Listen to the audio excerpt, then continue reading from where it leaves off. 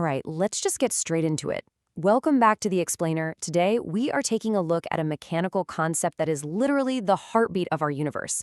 We're talking about simple harmonic motion, or as it's highlighted in our focus today, al-haraka al-wafiqa al-basita. We're going to keep things super straightforward, strip away all that extra textbook clutter, and just focus on the pure, fascinating mechanics. And to do that, we are anchoring our deep dive right in the official third secondary physics curriculum from the Republic of Sudan. It is a really fantastic, rigorously structured source. It lays out the mechanics of the universe so clearly, so we're going to use it as our trusty map today. But hey, before we start throwing formulas and graphs on the screen, I actually have a bit of a mystery for you. Think about this. How exactly does motion in a perfectly straight line connect directly to motion in a closed circle? I know, it sounds kind of like a trick question, right? A line goes back and forth, a circle goes round and round, but solving this little visual puzzle is the absolute key to understanding how pendulums swing, how springs bounce, and honestly, how energy itself travels through space. So here's our game plan for today. First, an introduction to simple harmonic motion. Next up, that connection to circular motion. Then we'll ask, where does the velocity stop? And finally, the acceleration of harmonic motion. All right, part one, introduction to simple harmonic motion. So what are we actually dealing with here? Simple harmonic motion is, at its core, a fundamental periodic movement in a straight line. Just picture a heavy weight bouncing endlessly up and down on a spring. Or, a classic grandfather clock's pendulum just swinging left and right. It repeats over and over again. And mastering this one specific type of straight line motion, that's your golden ticket. It's the ultimate key to unlocking all those upcoming syllabus chapters on waves, sound, and light, because they literally all rely on this exact same foundational geometry.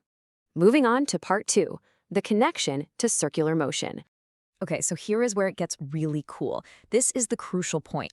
If you compare circular motion, which, is constant movement in a closed loop, with simple harmonic motion, they honestly seem totally different, apples and oranges. But imagine you're looking at a spinning bicycle wheel completely edge on. You wouldn't actually see a circle anymore, would you? You'd just see a single point on the tire moving straight up and straight down. That hidden geometry right there completely demystifies the textbook's claim. Simple harmonic motion is essentially just the 2D projection of circular motion. Mind-blowing, right? And because they're so intimately connected, we can actually just borrow the math from the circle to measure the line. Now, don't let this equation freak you out. Velocity equals amplitude times the cosine of n.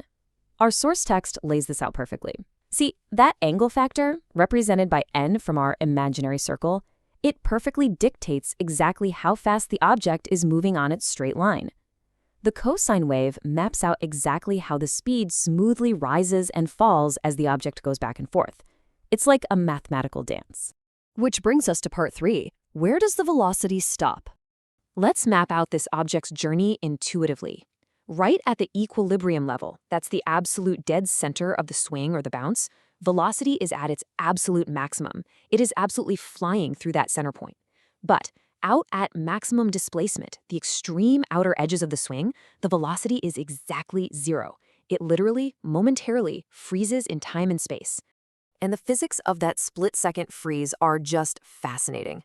The textbook points out that velocity is always in the direction of motion, so right at that extreme edge, at maximum displacement, the object doesn't just stop to catch its breath.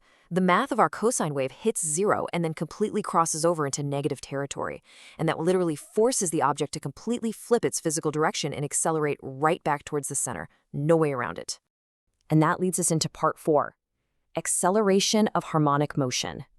So let's look at the main takeaways for acceleration. First up, harmonic acceleration is constantly changing, and it's based entirely on the object's position.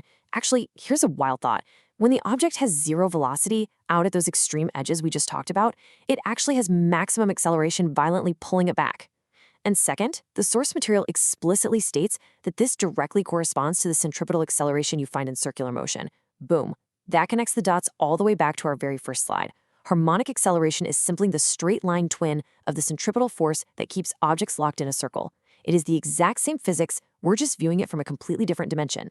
All of which leaves us with this final, rather provocative thought. If simple harmonic motion beautifully explains the physics of bouncing lines and spinning circles, how will applying these exact same mathematical rules unlock the secrets of invisible waves and light in our future studies?